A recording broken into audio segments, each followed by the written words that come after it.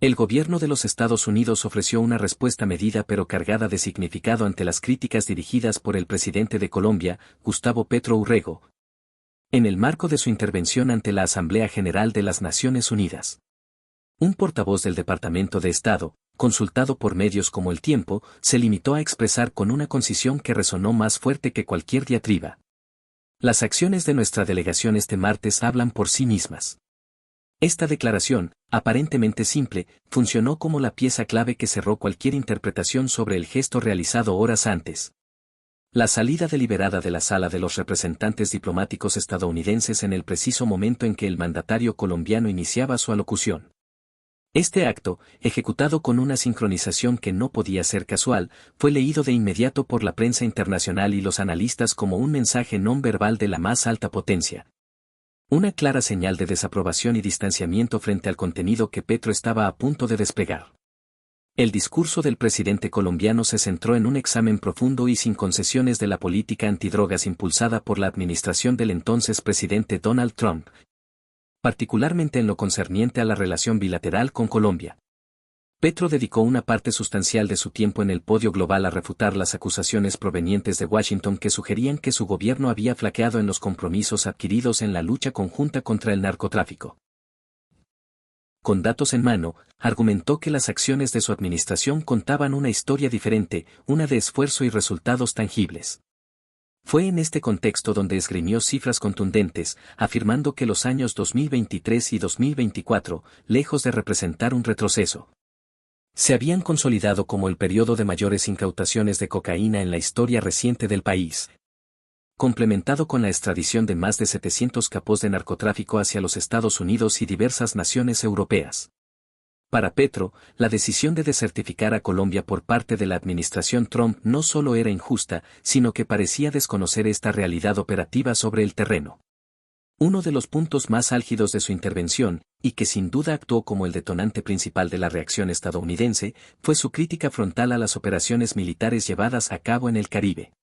El presidente colombiano no solo las tildó de infundadas, sino que construyó un relato donde estas acciones respondían a una lógica de violencia y dominación imperial.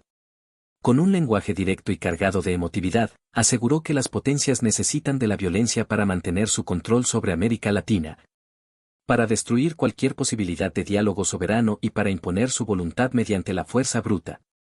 Lanzó una pregunta retórica al hemiciclo, cuestionando la narrativa oficial sobre el objetivo de los bombardeos. Dicen que los misiles en el Caribe eran para detener las drogas.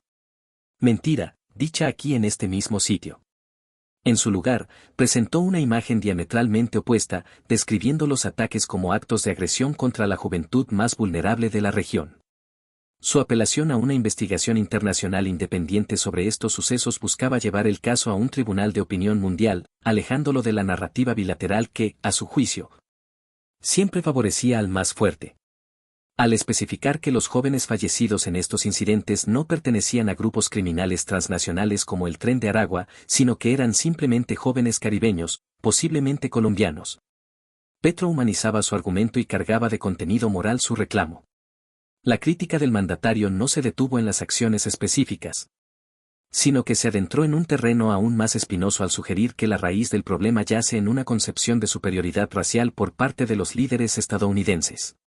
Esta afirmación, que tocaba fibras sensibles de la identidad y la historia política de los Estados Unidos, representaba una escalada significativa en la retórica, pasando de la discrepancia política a una acusación de fondo sobre la mentalidad que guía la política exterior de Washington.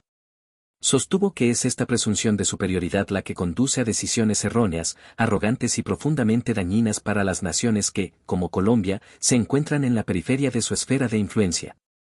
Fue en este clima de tensiones crecientes donde la delegación estadounidense tomó la decisión de abandonar la sala. El gesto, realizado de manera visible y casi protocolaria, no requirió de palabras adicionales. El silencio físico de sus asientos vacíos se convirtió en la elocuencia misma de la protesta. Esta acción deliberada transmitía un mensaje inequívoco: no había interés en escuchar, en dialogar o en conceder legitimidad a las acusaciones que se estaban formulando desde el podio. Era una ruptura momentánea, pero simbólicamente devastadora, del protocolo diplomático que rige estos encuentros, donde la cortesía suele imperar incluso entre adversarios. La relación entre Colombia y los Estados Unidos, forjada durante décadas de estrecha colaboración en materia de seguridad y lucha contra el narcotráfico, comenzaba a mostrar una grieta de magnitudes inéditas. La salida de la sala no era un acto aislado, sino el síntoma más visible de un descontento que venía gestándose en los meses previos.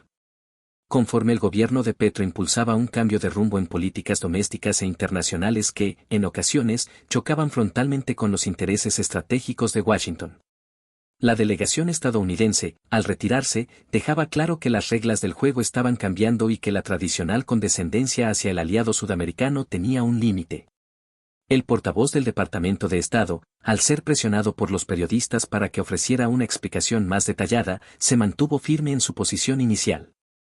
La economía de palabras era, en sí misma, una declaración de principios, no había nada que discutir, nada que aclarar. La acción había sido la respuesta, y cualquier comentario adicional solo habría redundado en dar más protagonismo a unas críticas que consideraban infundadas y fuera de lugar. Este silencio oficial, contrastando con la vehemencia del discurso de Petro, acentuaba la percepción de un diálogo de sordos, donde dos visiones del mundo fundamentalmente distintas se enfrentaban sin puntos de encuentro aparentes. El mensaje tácito era que Estados Unidos no se dignaría a entrar en una controversia pública con Petro en esos términos, relegando su respuesta al ámbito de lo simbólico y lo gestual, un lenguaje que, en el escenario de la diplomacia internacional, puede resultar igual de potente que las palabras más cuidadosamente elaboradas. El incidente, en su totalidad, dejaba al descubierto la profunda fractura que se abría entre dos naciones que antaño se consideraban socios inquebrantables, planteando un futuro incierto para la cooperación bilateral en uno de los temas más sensibles y complejos de la agenda hemisférica.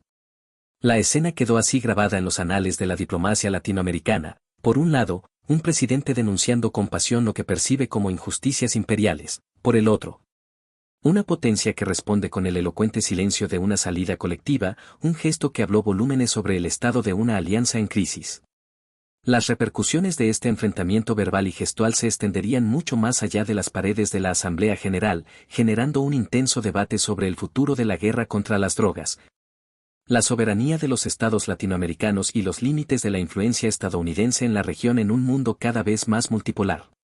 ¿Este análisis te resultó útil para comprender las complejidades de este evento diplomático? Si valoras este tipo de contenidos que profundizan en los entresijos de las relaciones internacionales, no dudes en suscribirte a nuestro canal para no perderte ninguno de nuestros próximos videos. Tu apoyo nos ayuda a seguir generando material de calidad.